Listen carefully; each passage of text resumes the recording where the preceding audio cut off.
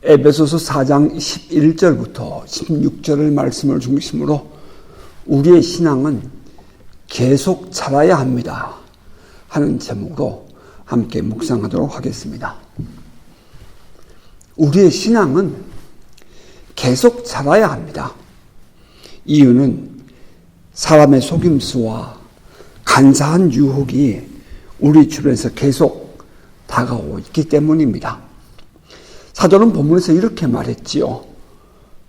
본문 13절 14절입니다. 우리가 다 하나님의 아들을 믿는 것과 아는 일에 하나가 되어 온전한 사람을 이루어 그리스도의 장성한 분량이 충만한 데까지 이르리니 이는 우리가 이제부터 어린아이가 되지 아니하여 사람의 속임수와 간사한 유혹에 빠져 온갖 교훈의 풍조에 밀려 요동하지 않게 하려 함이라. 사람의 속임수와 간사한 유혹에 빠져 온갖 교훈의 풍조에 밀려 요동하지 않게 하려 함이라. 이렇게 말했습니다. 일반적인 이 세상 사람들의 삶의 모습을 보면 이 사도가 가르친 말씀이 이해가 될 듯 합니다. 사람들은 쉽게 이 세상 사람들이 몰려다니는 그 풍조에 빠져서 살아갑니다. 일종의 유행 같은 것입니다.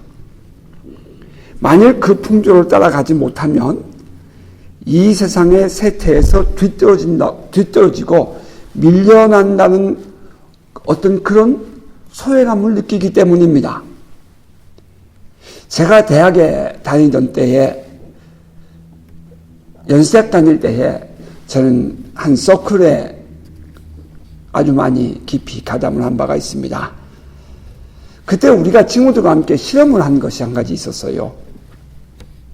어떤 상황에서 독특한 말투로 몸짓을 대신하는 것이었습니다. 뭐 이런 내용이죠. 다른 사람들을 부르거나 관심을 갖기 위해서 우리는 이렇게 소리를 한 것입니다. 이것은 당시에 농구 선수들이 한참 그 외곽에서는, 스탠드에서는 응원하는 사람들의 소리가 시끄럽고 또 플로어에서는 뛰어다니는 이 선수들의 이 발자국 소리와 공을 튀기는 그 소리에 내가 어디에 있는지, 공을 잡으면 앞으로 달려가기 때문에 동료가 어디에 있는지를 알 수 없죠. 그때 여기 비었어, 여기야 이렇게 하거든요. 그러면 이제 그쪽으로 공을 고기도 절리 전에 던져주는 경우가 있곤 했답니다. 당시에 그 학교 안에 학생들 사이에서 저희들의 이 서클은 제법 많은 사람들에게 사랑을 받고 있었고요. 또 때로는 좀 우습기도 하지만 부러움 같은 것을 사기도 하곤 했답니다. 처음에는 이 소리 하는 것을 우리 친구들끼리만, 서클 안에서만, 선수들을 만났을 때만 그렇게 우리가 하던 소리였는데, 우리가 밖에서 우리들끼리 서로를 부를 때에, 또 어디 외부에 다른 사람들을 부를 때에 그렇게 소리를 내며 불러보았습니다. 그런데 놀랍게도 그 행동, 그 말투가 그 학기 내에, 아니 불과 얼마 안 되어서 주변에 많은 사람들이 서로를 그렇게 부르는 것을 보게 되었습니다. 이것은 마치 연예인들이 TV 브라운관 앞에서 그 새로운 말투나 어떤 그런 이 유행어들을 만들어서 하면은 팬들이 금방 그것을 따라하는 것과 같은 것이었습니다. 그때 이후에 저에게 제 사고의 변화가 생겼습니다. 유행을 따라가는 것이 아니라 유행을 만들지 않는다면 적어도 그대로는 하지 않겠다 하는 것입니다.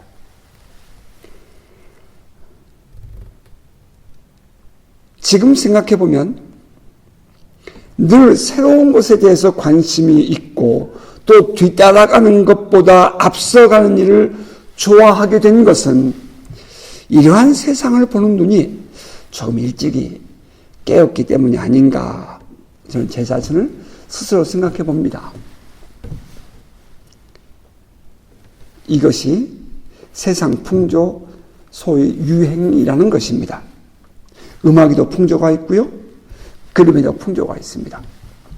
학문에도 풍조가 있어요. 물론 철학 사조에도 풍조가 있답니다. 그런데 놀랍게도 사람들의 신앙생활에도 풍조가 있다 하는 것입니다. 이렇게 이 세대가 흘러가는 그런 흐름에 따라서 신앙생활이 변해가는 바로 그런 때에 중요한 것은 그것을 바르게 분별해 볼 수 있는 그 뿌리 혹은 근본이 있어야 한다는 것입니다.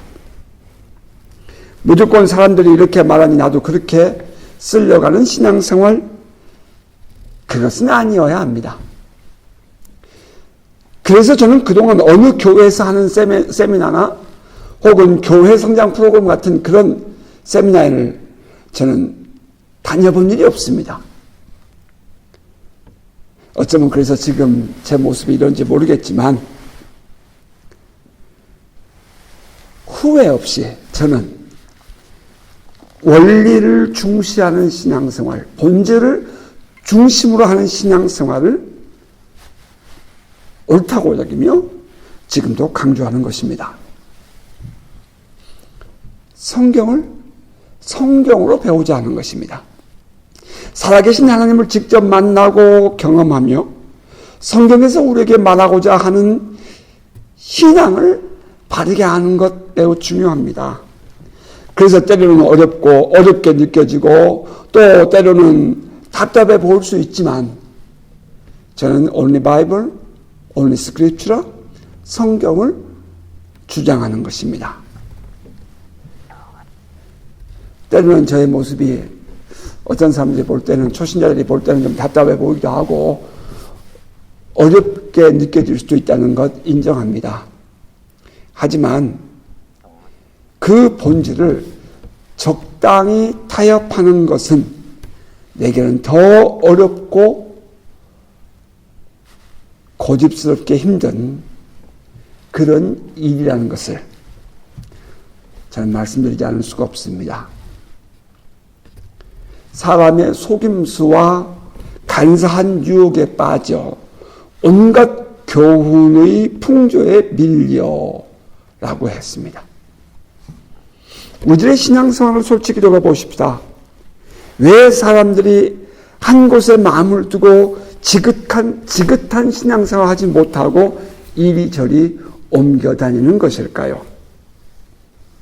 여러 가지 이유가 있겠지만 그 중에 가장 중요한 이유 중에 하나는 바로 사도 바울이 지적한 것처럼, 미안합니다 이런 표현, 사람의 속임수와 간사한 유혹에 빠지기 때문 아닌가 하는 것입니다. 결국 온갖 교훈의 풍조라는 것은 알고 보면 사람의 속임수와 간사한 유혹에 근거한 것이라는 것입니다. 그 시대의 사람들에게 잘 맞는, 그래서 일반적인 사람들이 좋아하고 따를 만한 그런 신앙생활, 그것을 그때그때 따라야 한다면 저는 솔직히 어렵습니다. 그런데 문제는 그렇게 하다 보면 그것은 나 혼자 한 사람의 구원을 위해서는 가능하지만 다른 사람들을 가르치고 구원에 이르게 하는 데에는 어떤 효과가 있겠는가 하는 질문이 생기기도 한다는 것입니다. 여기서 중요한 가르침과 신앙의 원리가 나옵니다. 그것은 성령 안에서, 살아계신 하나님의 영 성령 안에서 성경으로 돌아가자, 말씀으로 돌아가자 하는 것입니다. 성령을 떠나서는 단순히 지식에 멈추게 됩니다. 수많은 사람들이 제자 훈련을 하고 성경 공부를 통해서 성경 지식을 늘려갑니다. 하지만 그 말씀에 대해서, 그 말씀을 통해서 살아계신 하나님의 영, 성령을 만나지 못하니 학문의 유희에 빠지고 말았습니다. 그래서 남을 지적하고 비판하고 정죄하는 일에 발이 빠르지만 진정 자기의 구원을 이루어가는 삶에 대해서는 관심을 잃어버리게 된 것입니다. 또 이번엔 반대로 성령을 강조하며 성경을 바르게 이해하고 아는 일에 소리하다 보니 자기의 소견에 좋은 대로 행동을 하는 사람들도 나타나더라는 것입니다. 그 결과 서로가 충돌되는 일들이 교회 안에서 일어나게 된 것이 오늘날 이 사회 속에 교회들의 모습입니다. 사도는 이렇게 말했어요. 우리가 다 하나님의 아들을 믿는 것과 아는 일에 하나가 되어 온전한 사람을 이루어 그리스도의 장성한 분량이 충만한 데까지 이르리니. 우리의 신앙의 궁극적인 목표는 온전한 사람이 되는 것입니다. 그래서 갈수록 더 성숙해져서 그리스도의 장성한 분량이 충만한 데까지 이르는 것입니다. 이때 우리가 꼭 필요한 것 있죠. 그것은 하나님의 아들을 믿는 것과 아는 것 일에 하나가 되는 것입니다. 믿는 것과 아는 일. 안다는 단어는 몇 가지 뜻이 있다 했습니다. 하나는 배워서 지식적으로 아는 것입니다. 공부해서 성경을 공부해서 지식을 얻었을 때 그것을 우리는 안다고 표현을 해요. 또 하나는 동의한다는 의미입니다. 어떤 사람에 대해서 말을 들었을 때 나도 알아 하는 그 말, 그것이 여기서 안다는 것은 동의한다는 의미입니다. 그리고 또 하나는 성경에서 야다, 성경에서 말하는 야다, 곧 안다 하는 말입니다. 그 야다, 성경에서 말하는 야다라는 단어가 알다라는 단어인데 그 야다라는 단어는 경험하여 아는 것입니다. 히브리어의 야다는 경험하여 얻은 지식, 말 그대로 안다 하는 뜻입니다. 어떤 부부에 대해서 말을 할 때에 만일 어떤 사람이 나 그 사람 알아 라고 표현했다면 그것은 단순히 겉모습만 경험하여 아는 것입니다. 부부가 함께 살면서 아는 것 같은 그런 알미 아니라는 거죠. 함께 살아보지 않고는 참으로 그 사람을 안다고 말할 수가 없는 것입니다. 성경에서 하나님을 안다, 야다라는 단어는 하나님을 경험하여 아는 것입니다. 여러분은 살아계신 하나님을 경험하여 아십니까? 아니면 단순히 지식적으로 성경을 배워서 알거나 자꾸 믿습니까? 아멘. 믿습니까? 아멘. 이렇게 강요하다 보니까 그냥 동의하는 정도입니까? 살아계신 하나님을 만나고 또 대화하고 하나님의 뜻을 알고 하나님의 마음을 아는 그 경험하여 아는 성도 되시기를 주님의 이름으로 축복합니다. 바로 그때에 비로소 우리의 믿음은 참 진짜가 되는 것입니다. 배워본 일도 없고 경험해 본 적이 없습니까? 배워본 일도 없고 경험해 본 적도 없다? 그것은 믿음이 성장하지 않는 당연한 원리입니다. 당연한 진리입니다. 살아계신 하나님에 대해서 아는 것이 없는데 어떻게 그분이 나의 하나님인지를 알며 또 믿음이 성장하겠는가 하는 것입니다. 하나님과 그 아들 예수 그리스도 그리고 성령에 대하여 바른 지식을 가질 수 있도록 배우고 경험하는 일에 열심을 가지십시다. 그래야 믿음이 성장합니다. 사도는 또 이렇게 말했습니다. 그가 어떤 사람은 사도로, 어떤 사람은 선지자로, 어떤 사람은 복음 전환자로, 또 어떤 사람은 목사와 교사로 삼으셨으니 이는 성도를 온전하게 하여 봉사의 일을 하게 하며 그리스도의 몸을 세우려 하심이라. 본문 11절 12절입니다. 여러분, 사도면 어떻고 선지자면 또 어떻습니까? 복음 전도자면 어떻고 목사와 교사면 또 어때요? 이 모든 직임은 주께서 성도를 온전하게 하여 봉사의 일을 하게 하며 그리스도의 몸을 세우려 하시는 주님의 뜻에 따른 부르심일 뿐입니다. 본문에서 사도가 말하고 싶은 것은 그 직분이 어쩌고 그것을 말하고 싶은 것이 아니지요. 오늘날 사도가 있느니 선지자가 있느니 하며 이 말씀을 인용하는 것은 사도 바울이 당시 에베소 교회에 보낸 그 편지를 이용해서 자기들의 주장을 세우고자 하는 행동인 것입니다. 저는 그것을 솔직히 받아들일 수가 없어요. 성경에서 말하고자 하는 것은 이러한 직분과 직임은 성도를 온전하게 하여 봉사의 일을 하게 하고 그리스도의 몸을 세우려 함이라는 것입니다. 우리는 모두에게 각자의 자리에서 주님의 부르심에 따라 직임과 직분 맡겨진 일이 있습니다. 그것은 한 몸된 교회에서 모두가 각각 지체가 되어 건강한 교회를 이루려는 주님의 의도에서 비롯된 것입니다.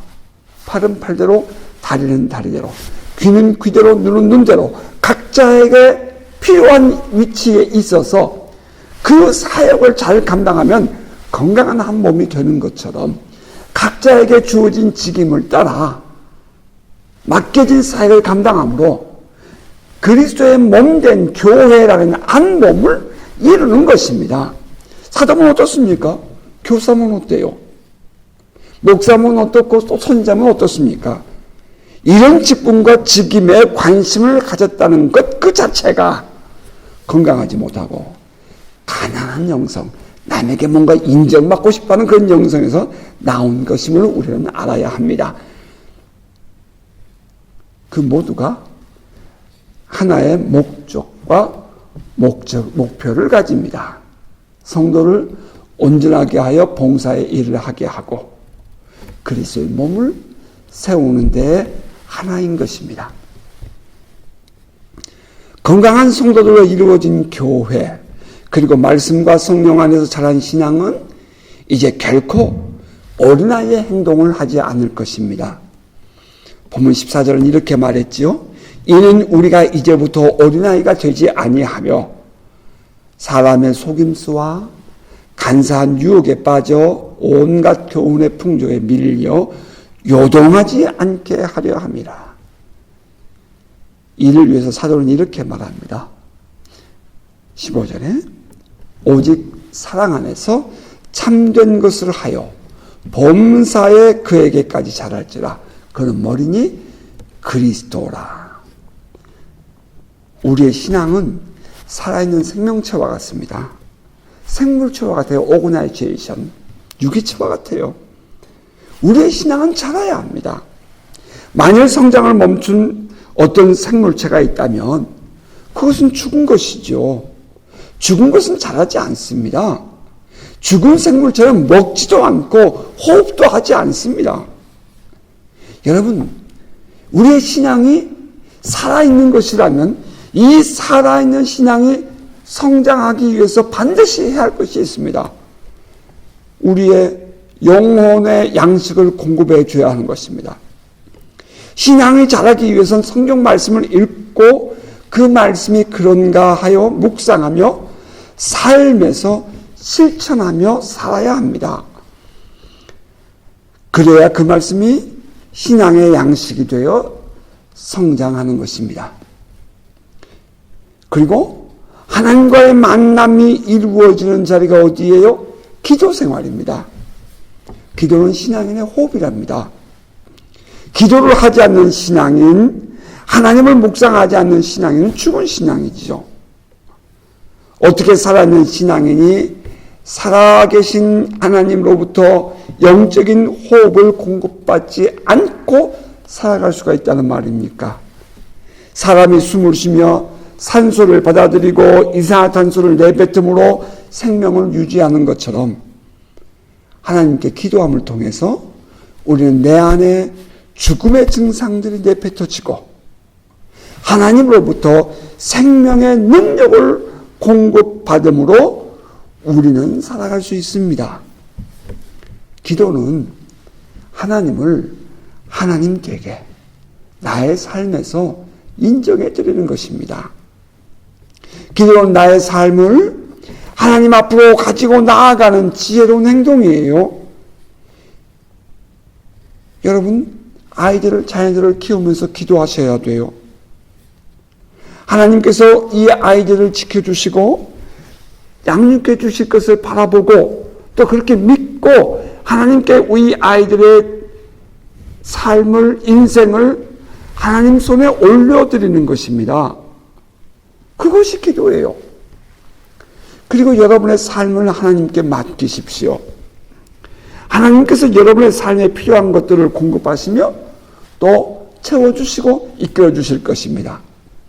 잠언서 16장 3절은 이렇게 말했죠. 너희 행사를 여호와께 맡기라. 그리하면 내가 경영하는 것이 이루어지리라. 마땅히 해야 할 기본을 하나님 앞에서 하면서 하나님께서 여러분의 삶을 이끌어 주실 것을 기대하라 이 말입니다. 하나님께 철저히 맡기고 자신에게 주어진 삶에 최선을 다하세요. 기도한다고 해서 아무것도 하지 않는 것이 아닙니다. 기도한다는 것은 자기에게 주어진 삶에 최선을 다하는 것이 포함됩니다. 하나님과의 관계 속으로 들어가야 합니다. 그것은 하루하루의 삶을 하나님이 어떻게 이루어 주셨는지를 묵상하면서부터 시작됩니다. 지금 여러분의 가정, 직장, 인간관계 등 그 모든 삶을 하나님과의 관계에서 생각하는 것을 습관화하시기 바랍니다. 지금 이렇게 오늘 우리가 만나고 있는 이 세계적인 유행병, 이 코로나 바이러스 19으로 인해서 우리가 겪고 있는 이 모든 삶의 정황조차도 우리는 하나님 안에서 해석하고 이해하는 것이 필요합니다. 왜 하나님은 이러한 과정을 겪게 하셨으며 이 과정 속에서 하나님은 나에게 무엇을 원하시는가 하는 것을 묵상하며 사는 것입니다. 우리에게 있어서 일어나는 모든 일들은 저절로 되는 일은 하나도 없습니다. 모두가 하나님의 섭리 안에서 이루어집니다. 수시로 하나님이 나에게 무엇을 말씀하시는지 찾아보고 또 묵상하셔야 합니다. 하나님이 우리에게 말씀하시는 방법은 하나님의 말씀을 읽고 묵상하면서부터 시작됩니다. 하나님의 말씀을 나의 삶에 적용할 때 우리가 하나님의 뜻을 찾을 수가 있는 것입니다. 우리의 삶의 현장에서 일어나고 있는 일들 속에 하나님의 뜻이 들어있고 섭리가 숨어 있습니다. 그러므로 우리는 그 하나님의 뜻을 찾는 것이 중요합니다. 그리고 또 때로는 기도하다가 깨닫게 하시거나 또 때로는 영적인 체험을 통해서 알게 하시는 경우도 있습니다. 여기에는 꿈도 포함되고요. 예언도 포함되죠. 영적인 은사들도 포함됩니다.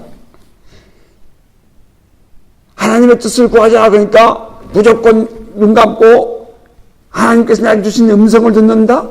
그것만을 말하는 것이 아니에요. 우리의 모든 삶을 통해서 하나님의 말씀하신 것을 우리가 들을 수 있어야 한다 이 말입니다. 어떠한 방법이든지 하나님의 뜻을 나의 삶에서 적용하며 살려고 애쓰십시오. 그러다 보면 이해가 되지 않는 일 만날 수도 있습니다. 그것 때문에 때로는 오해를 받고 어려운 일을 겪을 수도 있어요.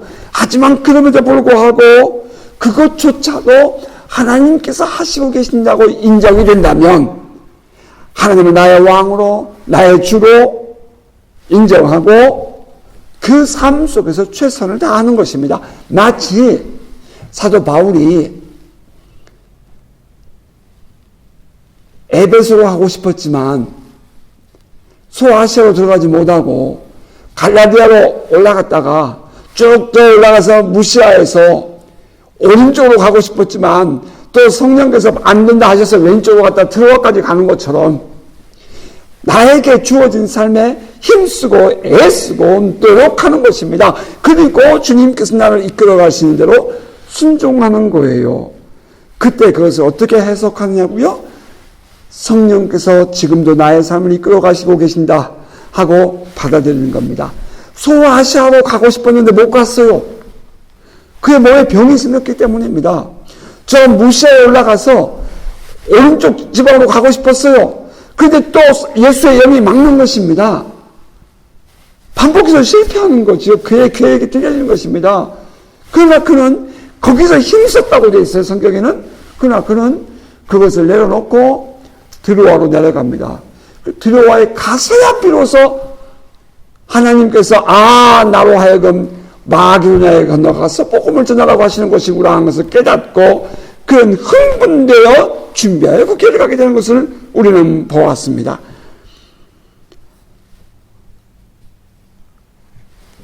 오늘 지금 내가 이해가 잘 안 될 일까지라도 하나님께서 함께 계신다는 사실을 인정하고 받아들이면서 충성스럽게 하는 것입니다. 그리고 하나님과의 관계 속에 나의 관심을 두는 거예요. 그러면 필경은 하나님께서 우리에게 그 길을, 그 다음의 과정을 이끌어 주실 것입니다. 여러분, 하나님의 관심은 여러분의 성공에 있지 않아요. 하나님의 관심은 바로 우리 자신이, 여러분이 하나님과의 관계를 어떻게 갖는 것인가에 대해서 관심이 있습니다. 때로는 자녀들 때문에 속상한 일을 만날 수도 있어요. 하지만 여러분, 그 원인을 자녀에게서 찾으려고 하면 화가 납니다. 자녀의 잘못이라고 생각할 수가 있어요. 물론 그럴 수 있어요. 하지만 그것만을 전부로 생각해서는 안 된다는 겁니다. 그 자녀를 통해서 하나님께서 말씀하고 싶은 것이 있는지를 여러분이 물어야 한다는 것입니다. 문제는 언제나 하나님과 나와의 관계를 위한 것임을 기억해야 하는 것입니다. 때로는 자녀들로 인해서 힘든 일을 만날 수 있습니다. 그때 그 일조차도 하나님과 나와의 관계에서 돌아보십시오. 그러면 기도하지 못했던 마음이 떠오르게 될 거예요. 그러면 내가 그동안 우리 자녀들 앞에서 참 내 말에 실수했던 것들이 떠오를 것입니다. 자녀들 때문에 기도를 회복하게 하시는 주님의 부르심이 있을 수 있습니다. 직장생활도 마찬가지랍니다. 우리의 삶의 정황 속에서 하나님이 우리에게 원하시는 것은 하나님과 우리의 관계가 우선합니다. 우리는 우리 자신의 일이나 계획, 그로 인한 이익이 우선할지 모르지만 하나님은 그런 것은 문제가 되지 않습니다. 하나님의 관심은 바로 우리 자신입니다.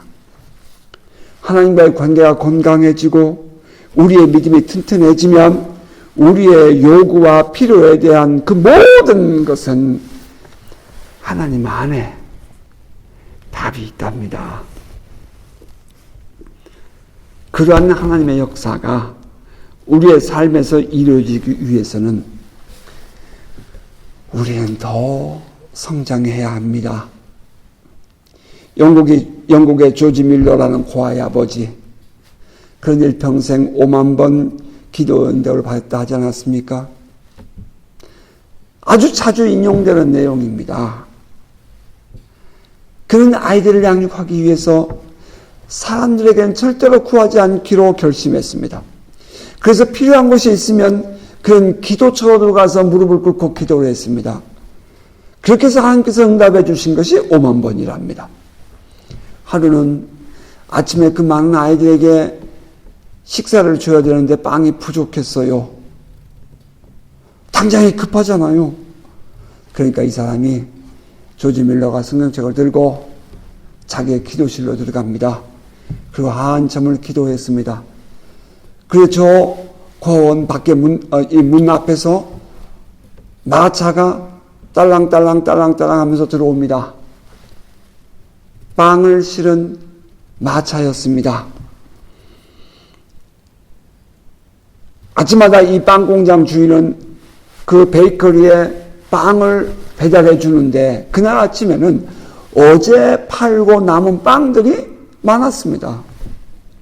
그래서 배달하는 내용이 작았고 가지고 온 빵들을 가지고 다시 자기의 공장으로 돌아가고 있는 길이었습니다. 갑자기 마음에 이거 가져가면 또 묵은 빵 아닌가? 묵은 빵 아닌가? 아이 그럴 것 같으면 차라리 저 조지 밀러의 고아원에 갖다 주자 하고는 마차의 머리를 돌려서 고아원으로 찾아온 것입니다.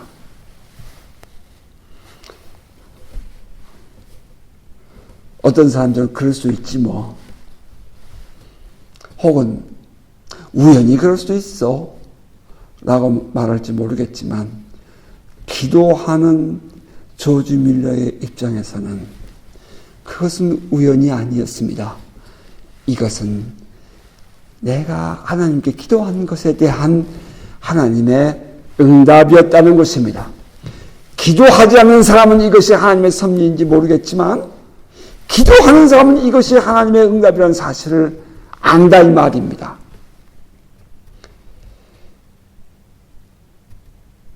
빵을 실은 마차의 소리가 딸랑딸랑 들려오는 것을 들으면서 조지 밀러는 주님 고맙습니다 라고 고백했을 겁니다. 그렇습니다. 기도하는 사람은 하나님의 섭리를 곧 알 수 있어요. 결코 그것이 우연이라고 생각하거나 그럴 수 있는 일 정도로 생각하지 않는 것입니다. 우연히 그럴 수 있지라고 생각하는 사람과 이것은 내 기도의 응답이야 라고 생각하는 사람, 이 두 사람 결국은 똑같은 일을 경험했지만 그들의 결국은 매우 크게 벌어질 것입니다. 다시 말하면 한 사람은 믿음 없이 더 우연을 찾아가는 사람이 될 것이고 한 사람은 하나님께 기도하는 사람으로 바뀌어갈 것입니다. 여러분 잘해야 합니다. 잘하지 않으면 곧 시들고 말라 죽어요. 결국 그의 삶은 세상에서 방황하는 것밖에 자꾸 우연을 따르는 그런 행동을 하는 사람으로밖에 변화가 없다는 것입니다.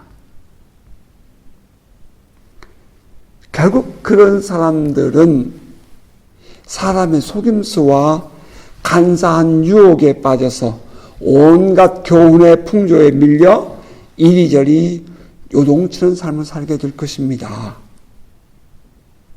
우리의 삶에 개입해 계시는 하나님의 뜻을 모르기 때문입니다. 이제 보면 또 15절 16절을 봅니다. 오직 사랑 안에서 참된 것으로 하여 범사에 그에게까지 자랄지라. 그는 머리니 곧 그리스도라. 그에게서 온몸이 각 마디를 통하여 도움을 받음으로 연결되고 결합되어 각 지체의 분량대로 역사하여 그 몸을 자라게 하며 사랑 안에서 스스로를 세우느니라. 이처럼 성장해가는 지체들이 모여서 건강한 교회가 되고 건강한 가정이 되는 것입니다. 우리 자신이 먼저 건강하게 자라야 함을 기억하십시다. 우리 각자가 건강하게 자랄 때에 한 몸 이룬 교회도 가정도 자라는 것입니다. 모든 책임은 우리 각자가 하나님 앞에서 각각 지는 것이랍니다. 이 전체의 한 몸, 한 가정을 세우기 위해서 나 자신이 하나님과의 바른 관계 속에서 신앙으로 성장하고 있는지 돌아보시기 바랍니다. 언제나 신앙은 나 한 사람에서부터 시작됩니다. 그리고 만일 지체 중에 어느 한 사람이 어려움을 겪고 있으면 그것은 나의 불차림을 인정하고 하나님께 엎드리십시다. 왜냐하면 우리는 모두가 하나이기 때문입니다. 한 가정에서도 마찬가지예요. 교회도 마찬가지예요. 직장도 마찬가지랍니다. 그리고 하나님 앞에 엎드려서 말씀을 통해서 하나님 앞으로 돌아와야 합니다. 하나님이 그런 과정을 통해 우리에게 요구하시는 것은 바로 하나님과의 관계 회복임을 우리 기억하시기 바랍니다. 말씀을 맺겠습니다. 사도 바울이 에베소 교회 성도들에게 본문을 통해서 하고 싶은 말씀이 무엇입니까? 그것은 잘하라, 잘하라 하는 것입니다. 우리는 에베소 교회를 이미 알고 있어요. 그 교회가 어떻게 탄생했는지도 알고 있어요. 그 교회가 어떻게 자랐는지도 알고 있어요. 근데 지금 62년이 된 이때에 사도 바울이 그들에게 말하고 있는 말은 아직도 자라야 해 하는 말인 것입니다. 그렇다면 우리는 더 말할 것 있겠습니까? 잘하시기 바랍니다. 이번 한 주간도 하나님과의 관계가 더 깊어지고 하나님의 뜻을 알아서 하나님이 이끌어주시는 복되고 은혜로운 가정, 하루하루의 삶이 되시기를 주의 이름으로 축복합니다. 아멘. 기도하십시다. 살아계신 하나님 아버지, 날마다 깨어있는 영성으로 성령 안에서 하나님의 말씀을 깨닫고 또 우리의 믿음이 성장하기를 원합니다. 하나님의 아들을 믿는 것과 아는 것에 하나가 되어 온전한 사람이 되고 봉사하는 사람이 되기를 원하며 건강한 한 몸이 되기를 원합니다. 하나님, 저희에게 현실에 안주하지 않게 하시고 혹은 기도와 말씀을 멀리해서 영적으로 잠자는 자리에 있지 않게 하시고 메말라지는 자리에 있지 않게 하시고 하나님과의 더 깊은 사귐과 만남을 통해서 다시 말하면 말씀을 묵상하고 또 기도하는 생활을 통해서 오늘 우리의 삶의 정황에서 나를 향하신 하나님의 음성을 깨닫고 믿음으로 하루하루를 성장해가는 저희들 되게 해 주옵소서. 때로는 우리의 자녀들 때문에 기도의 제목이 있고 우리의 남편, 우리의 아내 또는 우리의 일터 오늘 나의 모든 삶의 정황으로 인해서 기도의 제목이 있어서 하나님 앞에 엎드려 기도할 때에 하나님 기도를 쉬는 죄를 범치 말게 하시고 저희들로 하여금 그 뜻 안에서 그 속에서 하나님의 뜻을 깨닫고 믿음의 삶을 회복하는 그래서 더 성장해가는 저희들 되게 해 주옵소서. 아직 믿음이 연약한 자 우리 성도들도 하나님 긍휼을 베푸시고 또 믿음에 섰다라고 스스로 생각하는 사람도 하나님 우리 모두 겸손하게 주의 말씀 앞에 엎드려 날마다 더 자라가는 저희들 되게 해 주옵소서. 이 시간은 주님께 드린 귀한 예물 있어 봉헌 기도 올립니다. 영광 중에 계신 하나님 흠양하시고 하늘의 복으로 신령한 은혜로 이 땅에 기름진 것으로 축복하옵소서. 우리의 자녀들 주님 손에 올려드립니다. 주님 건강하게 해주시고 지혜롭게 해주시고 특히도 이제 학교에 가는 우리 자녀들 추운 날씨에 건강들 지켜주시고 또 직장생활 또 우리의 사업의 현장들 주님 손에 의탁합니다. 천군 천사로 보호하셔서 평안케 하시고 조그만 안전사고도 일어나지 않도록 주님이 지켜주시기를 원합니다. 오가는 모든 길목 눈동자같이 지켜주셔서 안전운전하게 하시고 무엇보다 사람 잘 만나는 복 누리게 하셔서 하나님이 주시는 그 평강과 기쁨을 오늘 우리의 삶에서 맛보며 누리며 살아가도록 축복하여 주옵소서. 코로나 바이러스 코비드-19로 말미암아 이 어려운 상황들, 경제적인 여건들 오히려 이것이 기회가 되게 하시고 요셉은 흉년 때에 총리가 되는 것처럼 하나님 바로 이 흉년의 때에 성공하는 하나님의 사람들 되도록 우리 온 교우들 동행하시며 축복하여 주옵소서. 함께 하신 하나님 기대하며 예수님 이름으로 축복하며 기도하옵나이다. 아멘. 이제는 우리 주 예수 그리스도의 은혜와 아버지의 하나님의 넓고 크신 사랑하심과 성령의 감화, 감동, 교통 충만하심, 또 임재하심이 오늘 함께 말씀을 나누고 또 예배하는 모든 가정들과 성도들 머리 위에 이제로부터 영원토록 함께 있을지어다. 아멘.